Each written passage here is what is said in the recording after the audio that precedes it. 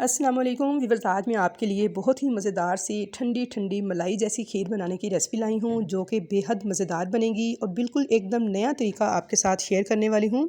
इस तरीके से अगर आप भी खीर बनाएंगे तो आपकी खीर बिना खोया या मलाई डाले ही इतनी लजीज बनेगी कि आप इसे खाते चले जाएंगे। आपका पेट भर जाएगा मगर आपका दिल नहीं भरेगा, इतनी मज़ेदार ये बनकर तैयार होती है और बहुत ही आसान सी रेसिपी है। तो चलिए हम रेसिपी देख लेते हैं कि इस खीर को हमने किस तरीके से बनाया है। तो रेसिपी शुरू करने से पहले चैनल पर नए हैं तो सब्सक्राइब कर लें। वीडियो अगर अच्छी लगे तो लाइक और शेयर ज़रूर कीजिएगा। तो यहाँ पे मैंने खीर बनाने के लिए चावल लिए हैं आधा कप, और यहाँ पे देखिए ये बासमती चावल हैं। आप चाहें तो टोटा चावल भी इस्तेमाल कर सकते हैं। इनको मैं भिगो दूँगी 20 से 30 मिनट के लिए। तो यहाँ पे देखिए चावलों को मैंने अच्छी तरह से वॉश करके तो भिगो दिया था। अब मैं एक पैन में लूँगी 2 चम्मच घी। बिल्कुल लो फ्लेम पर इस घी को मैं हल्का सा गर्म करूँगी। तो मैं यहाँ पे देसी घी का इस्तेमाल कर रही हूँ। आप चाहें तो डालडा घी भी इस्तेमाल कर सकते हैं, और अगर मक्खन हो तो मक्खन भी यूज़ कर सकते हैं। बिल्कुल लो फ्लेम पर मैंने घी को मेल्ट कर लिया है, और अब इसके अंदर मैंने डाल दिए हैं 3 से 4 टेबल स्पून ड्राई फ्रूट्स थे, पिस्ता बादाम और काजू वगैरह, जिन्हें मैंने इस तरह से लंबा लंबा काटा हुआ था बारीक बारीक सा। इनको मैं बिल्कुल क्रिस्पी होने तक हल्का सा ड्राई रोस्ट करूँगी। आपने बहुत ज़्यादा इनको रोस्ट नहीं करना कि इनका कलर ब्लैक हो जाए और ये जल जाए, फिर इसका खीर में अच्छा टेस्ट नहीं आएगा। तो इसलिए आपने इसे हल्का सा ही रोस्ट करना है, और उसके बाद इसको एक अलग प्लेट में निकाल लेना है, क्योंकि पैन गर्म में अगर छोड़ देंगे तो ये जल जाएंगे। अब इसके अगले स्टेप की तरफ चलते हैं। तो अगले स्टेप में मैंने ली है एक कढ़ाई, और इसमें मैं डालूंगी 1.5 लीटर फुल फैट क्रीम वाला दूध मैंने इस्तेमाल कर रही हूँ खीर बनाने के लिए। तो आप चाहें तो इसकी जगह पे 1.5 लीटर पैकेट वाला दूध भी इस्तेमाल कर सकते हैं। 4 से 5 मैंने सब्ज़ इलायचियाँ डाल दी हैं, और इस दूध को मैं बॉयल आने के लिए हाई फ्लेम पे चूल्हे पे रख दिया है। तो अब यहाँ पे जो चावल मैंने भिगो के रखे हुए थे, इन्हें 30 मिनट हो गए हैं भीगे हुए। तो हाथ के साथ इस तरीके से सारे चावल में मसल के तो इनका टोटा बना लूँगी। तो आप इसकी जगह पे चाहें तो साबुत बासमती चावल या फिर टोटा चावल दोनों इस्तेमाल कर सकते हैं इस खीर में। तो यहाँ पे मेरे पास साबुत चावल थे, तो इसलिए मैं हाथ से इस तरीके से उनको मसल रही हूँ कि चावल टूट जाएँ।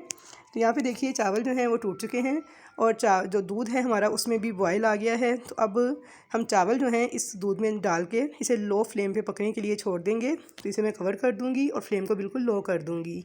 एक फ्राइंग पैन में मैंने 1 कप चीनी ली है, और इसके अंदर बिल्कुल थोड़ा सा पानी ऐड किया है।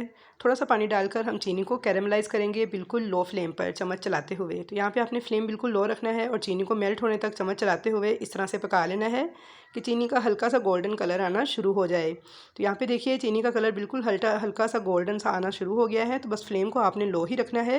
अब इसके अंदर आधा कप पानी जो है बिल्कुल थोड़ा थोड़ा करके इस तरह से ऐड करते जाएंगे, और इसे चम्मच चलाते हुए तेज़ी से मिक्स करते जाएंगे।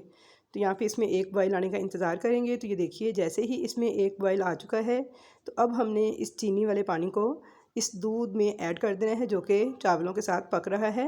और बहुत अच्छे से देखिए हमारे चावल जो हैं गल चुके हैं, दूध जो है वो काफ़ी रिड्यूस हो गया है। तो अब इसे शीरा डालने के बाद हम 10 मिनट के लिए इसे पकने के लिए मज़ीद छोड़ देंगे, फ्लेम को लो ही रखेंगे। और तो अब यहाँ पर एक प्याली में मैंने लिया है 50 ग्राम खुशक दूध, और इसके अंदर थोड़ा सा पानी डाल के मैं एक पेस्ट रेडी कर लूँगी कि या कोई भी गुठली वगैरह इसमें बाकी ना रहे। तो यहाँ पे देखिए ये पेस्ट रेडी है। तो अब इसको भी मैं इस चीनी के साथ पकती हुई खीर में डाल दूँगी।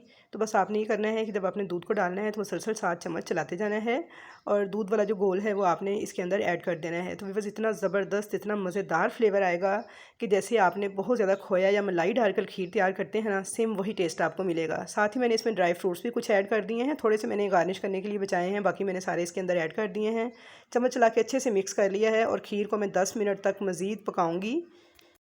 तो यहाँ पे हमारी जो खीर है वो काफ़ी हद तक गाढ़ी हो चुकी है। तो चम्मच के साथ मैं इसे मसलते हुए इस तरह से पकाऊंगी ताकि दूध और चावल जो हैं वो यकजान हो जाए और हमारी खीर के अंदर एक ले सा पैदा हो जाए। तो बस खीर हमारी बिल्कुल आखिरी मराहिल में दाखिल हो चुकी है तैयारी के। तो अब आपने इस स्टेज पर इसे बिल्कुल लो फ्लेम पर चम्मच चलाते हुए यानी चम्मच के साथ मसलते हुए पकाना है 5 से 10 मिनट तक मुसलसल इस तरह से, ताकि खीर में एक अच्छा सा ले आ जाए और ज़बरदस्त किस्म की थिकनेस के साथ देखिए हमारी खीर बिल्कुल रेडी है। तो व्यूअर्स ये इतनी मज़ेदार खीर बन के तैयार हुई थी कि सब उंगलियां चाटते रह गए थे। अब मैं इसको सर्व करके आपको दिखाती हूँ। तो यहाँ पे मैंने इसे सर्व करने के लिए मिट्टी का एक कूंडा इस्तेमाल किया है, लेकिन आप चाहें तो इसे किसी भी बर्तन में किसी भी बाउल में सर्व कर सकते हैं। तो व्यूअर्स ये खीर मैंने एक्चुअली बनाई थी चांद रात को ईद के लिए, यानी ईद की सुबह नाश्ते में खाने के लिए। तो आप देख सकते हैं मेरे हाथों पे मेहंदी लगी हुई है, यानी चांद रात को मैं ये खीर बनाकर तैयार की थी। लेकिन रेसिपी मैं आज अपलोड कर रही हूँ, मसरूफियत की वजह से मुझे टाइम नहीं मिल सका। तो इंशाल्लाह ताला बहुत ही मज़े की ये खीर बन के तैयार होगी जब आप इस रेसिपी को ट्राई करेंगे। तो आपको बेहद पसंद आएगी आपकी पूरी फैमिली को। और बहुत ही कम इंग्रेडिएंट्स के साथ बहुत ही ज़बरदस्त किस्म की खोए और मलाई वाले जायके जैसी मज़ेदार ठंडी ठंडी खीर जो है जब आप बनाकर सर्व करेंगे तो आपकी फैमिली खुश हो जाएगी। तो बस खीर को मैंने ठंडा कर लिया था, जैसे ही इसकी स्टीम निकल गई थी तो मैंने इसे फ्रिज में रख के अच्छे से चिल किया था और सुबह को सब ने इस खीर को एंजॉय किया था। तो यहाँ पे आप देख सकते हैं कि कितनी ज़बरदस्त थिकनेस है इस खीर की और बहुत ही मज़ेदार बनके तैयार हुई थी। तो आई होप व्यूअर्स कि आपको मेरी आज की खीर बनाने की ये रेसिपी बहुत ज़्यादा पसंद आएगी। अगर रेसिपी पसंद आए तो वीडियो को लाइक और शेयर करना मत भूलिएगा। चैनल पर नए हैं, ये फर्स्ट टाइम मेरी वीडियो वॉच कर रहे हैं तो आपसे छोटी सी रिक्वेस्ट है कि चैनल को सब्सक्राइब कर लीजिएगा। ये आप लोगों की तरफ से एक छोटा सा ईद का गिफ्ट होगा मेरे लिए। और इसके अलावा आप रूटीन कुकिंग के लिए मेरा चैनल रज़िया का किचन ज़रूर विज़िट कीजिएगा। इंशाल्लाह ताला आपको बेहद पसंद आएगी मेरी कुकिंग और आप अपनी डेली लाइफ में भी उन डिशेज़ को एंजॉय करके दाद वसूल कर सकते हैं घर वालों से। तो मुलाकात होगी आपके साथ एक अच्छी और नई रेसिपी के साथ। तब तक के लिए मुझे दीजिए इजाज़त। अल्लाह हाफिज़।